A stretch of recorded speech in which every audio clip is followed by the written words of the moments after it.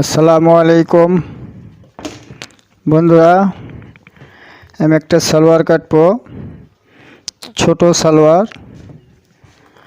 সালোয়ারের মাপ হচ্ছে 32 ইঞ্চি লম্বা, 8 ইঞ্চি পায়ের ঘের, চুড়ি পায়জামা, আর আমাদের অন্য কোনো মাপ নেই। আমরা কাপড়টাকে ভাঁজকে নেব। কাপড়টাকে আমরা সুন্দর করে ভাঁজ করে নেব।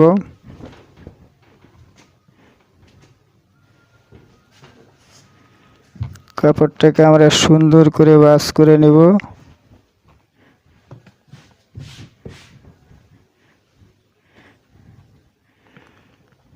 ব্যাস, কাপড়টাকে সুন্দর করে ভাঁজ করে নিলাম। আমরা এখানে মাড়ি কষবো।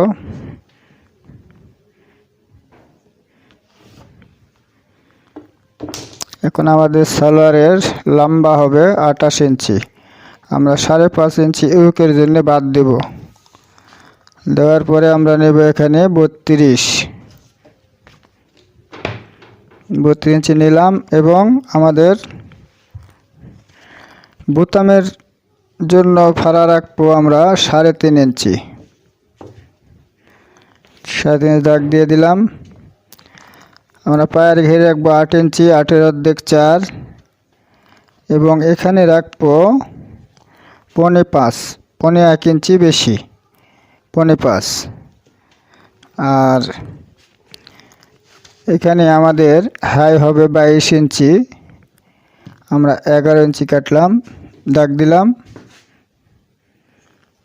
দাগ কষে নিলাম। এখানে আমাদের একটু কুচি হবে, এই জন্য আমরা একটু বেশি নেব। এটা আমরা নেব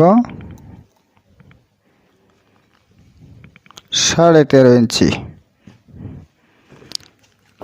আমরা এখন স্কেল মারবো। দেখুন,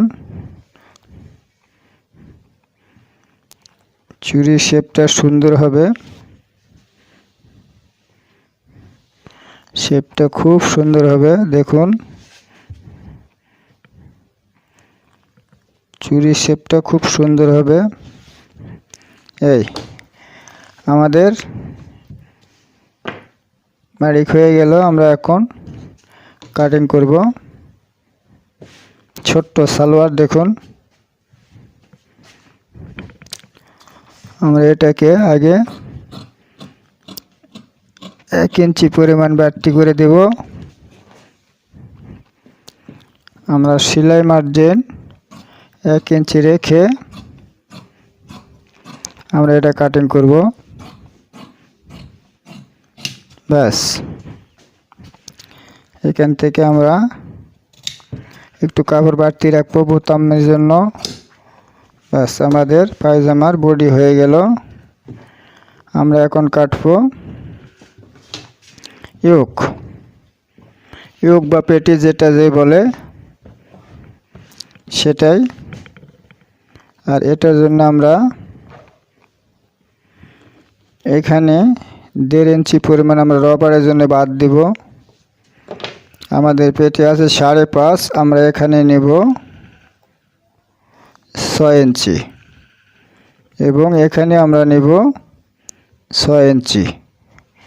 আমরা ইউকের মাপ দেব 32, 4 8 32, 4 ভাগের 1 ভাগ, 8 ইঞ্চি।